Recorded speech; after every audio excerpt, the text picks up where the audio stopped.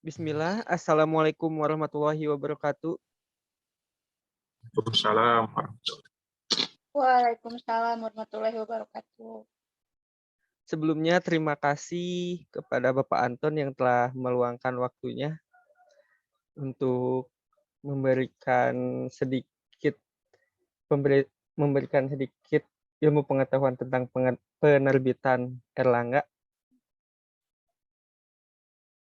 Sebelum dimulai mungkin saya ingin menanyakan tentang profil penerbit Erlangga.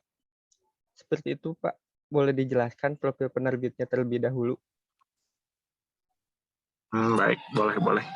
Siap. Sebelumnya perkenalkan dulu, nama saya Anton. Saya bekerja sudah cukup lama lah, sekitar 5 tahunan dari penerbit Erlangga. Dan untuk penerbit Erlangga sendiri sebenarnya banyak sih, sebanyak bidangnya. Cuman yang salah satunya kalau penerbitan Erlangga khusus di bidang buku. Nah, untuk penerbit Erlangga banyak sekali varian produknya ya. Dari varian Bupal itu buku pelajaran. Yang kedua ada buku perguruan tinggi. Terus juga ada buku literasi non Bupal. Jadi memang awalnya tuh buku, namun di tahun sekarang khususnya yang sesudah pandemi ini kita ada produk yang namanya e-book. E-book itu buku digital ya. Buku digital, namun selain buku digital juga nanti akan ada juga perpustakaan digital. Jadi ya penerbit Erlangga juga tidak diam gitu ya dengan teknologi yang ada. Kita juga ikut serta dalam perubahan zaman ya. Jadi selain buku ada juga e-book digital ya, buku digital dan juga perpustakaan digital. Selain itu juga kami juga sebenarnya ada, selain penerbit Erlangga juga selain buku ada juga APK-nya gitu. Jadi dari pekerjaan ya intinya kalau di Erlangga sih kalau pribadi, pengalaman pribadi ya, sistem pekerjaannya bagus gitu ya. Jadi menurut patuh kepada pemerintah dari segi penggajian, dari segi lama bekerja gitu kan, itu udah sesuai dengan pemerintah, sehingga ya saya sendiri sebagai karyawan ya sangat diuntungkan dengan sistem yang ada di Erlangga gitu.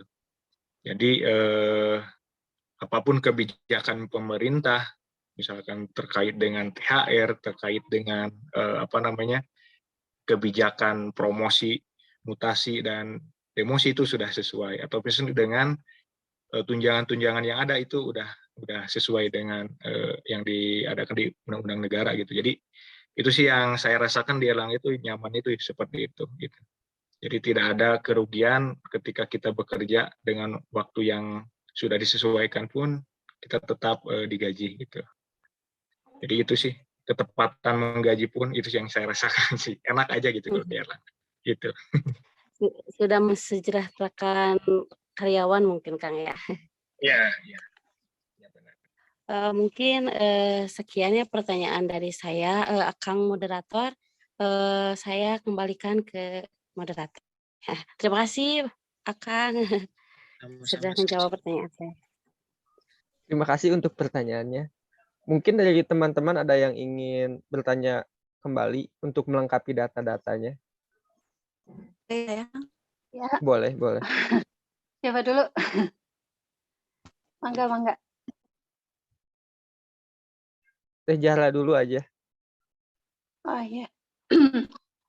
Ini kan tadi kan berkaitan dengan kontrak penulis itu ada 2 sistem ya, ada dengan membeli konten dari penulis yang kemudian di hak ciptanya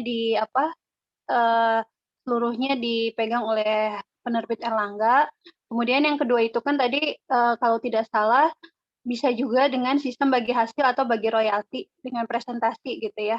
Yang ingin saya tanyakan begini, kalau untuk 2 sistem seperti itu untuk penentuan harga buku di pasarannya, misalnya ada 1 konten gitu ya, kontennya itu dibeli atau dengan bagi hasil.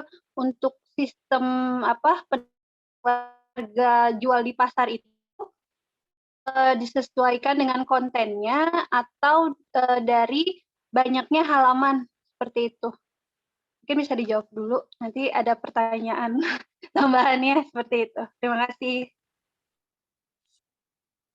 Udah kedengaran? Agak sedikit ini nih sinyalnya. Kedengaran nggak?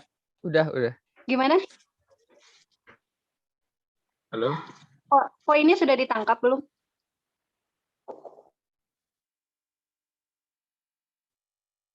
Suaranya jelas? Jelas, Kang?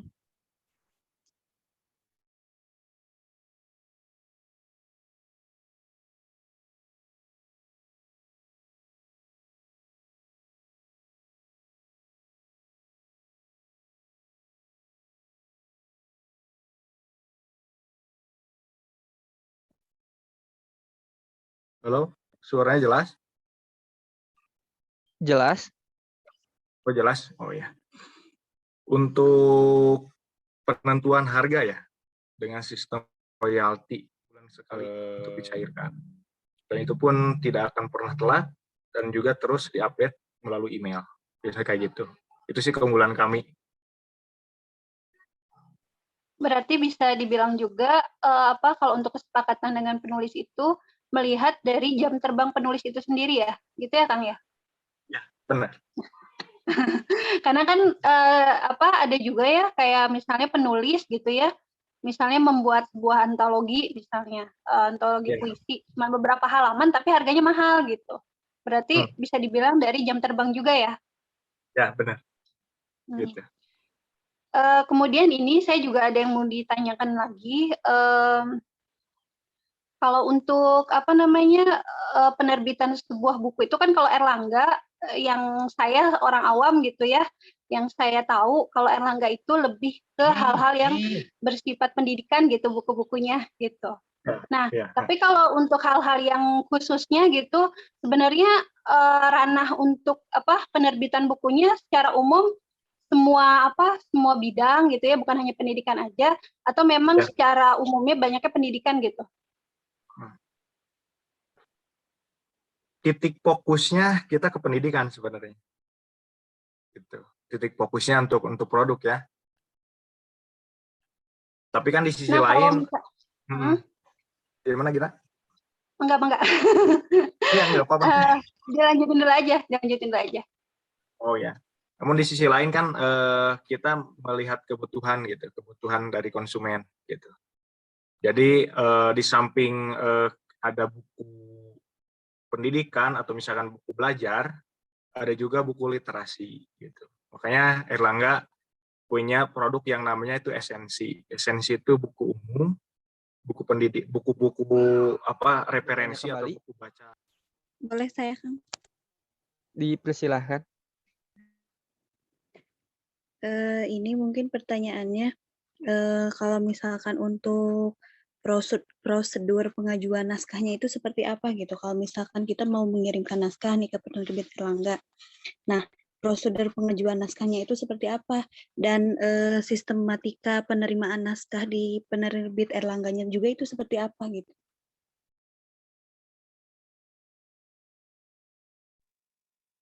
Prosedur ya. Prosedurnya sebenarnya cukup mudah. Nanti kalau misalkan ada yang mau ya tinggal kirimkan saja sebenarnya gitu. Nah, kita tampung semua naskah yang ada gitu. Nanti ketika untuk proses keduanya tuh kan nanti ketika naskah itu sudah kami pelajari bersama, itu nanti akan ada titik terang atau misalkan titik temu. Nah, si naskah itu nanti akan dipisahkan. Setelah dipisahkan, nanti akan dihubungi yang punya penulis itu. Gitu. Jadi sistemnya hanya minta informasi aja lah gitu. Misalkan ada di kantor cabang Bandung, atau misalkan kenal dengan marketing atau bagian pemasaran dari kami, atau tim dari kami, itu nanti minta aja email langsung editor. Biasa kayak gitu untuk sistematikanya. Nah, masalah nanti misalkan si bukunya dicetak atau enggaknya nanti tahap kedua gitu, menunggu dari kami gitu kan untuk menghubungi yang punya naskah gitu kan, kayak gitu. Nah setelah misalkan sudah ada titik temu, nanti kami yang menghubungi, nah di situ nanti ada komunikasi antar editor dan penulis gitu. Jadi ya nanti juga akan dijelaskan gitu proses untuk apa bisa sampai cetak gitu. Masa apa namanya, menunggu misalkan masa koreksinya, terus menunggu nanti improvisasi yang punya Erlangganya itu cukup lama gitu. Sehingga Erlangga pasti akan menjelaskan sesudah dipilih buku tersebut atau misalkan naskah tersebut. Itu pun melihat dari isu atau misalkan kebutuhan kami untuk mencetak buku baru gitu. Karena misalkan sekarang lagi hit misalkan tentang corona ya. Misalkan ada satu dosen yang memang meneliti dan untuk dicetak gitu kan. Tapi kan nanti masuknya si buku itu maksudnya kategori apa? Apakah kategori ke buku pegangan mahasiswa atau misalkan kategori ke buku umum gitu kan, sebagai referensi saja, nanti akan dibedah lagi itu. Makanya dari kami membedahnya itu secara detail, dan juga editor-editor kami pun itu kompeten gitu di bidangnya. Jadi ada banyak gitu editor kami, ada editor dari bidang kesehatan, dari bidang MIPA, dari bidang pendidikan, dari bidang ekonomi itu ada. Dan juga kami pun pasti nanti ada dari profesor-profesor di universitas-universitas itu yang sudah join dengan kami untuk melihat sejauh mana nih konten ini, apakah jiplakan atau enggak gitu kan, itu yang bahaya. Itu jadi ya kasarnya secara apa namanya penerbitan di Erlangga ya awalnya mudah, tapi kesananya gitu. Kesananya cukup luar biasa gitu. Tapi kan itu untuk kualitas juga sebenarnya, untuk kualitas penulis itu tersendiri gitu. Itu sih kalau misalkan caranya dari penerbit Erlangga, mudah dari awal, cuman nanti kesananya akan cukup lama gitu. Biasanya dalam waktu berapa gitu untuk bisa terbit gitu bukunya? Paling sebentar itu di angka 6 bulan paling. Itu paling sebentar, tapi jarang. Tapi jarang. Paling yang 6 bulan itu kebutuhannya mendesak dari kami. Misalnya mendesak itu ya tetap kita pakai dengan aturan yang detail gitu ya, tidak jangan sampai ada yang salah gitu kan dari isi kontennya. Kalau misalkan paling sebentar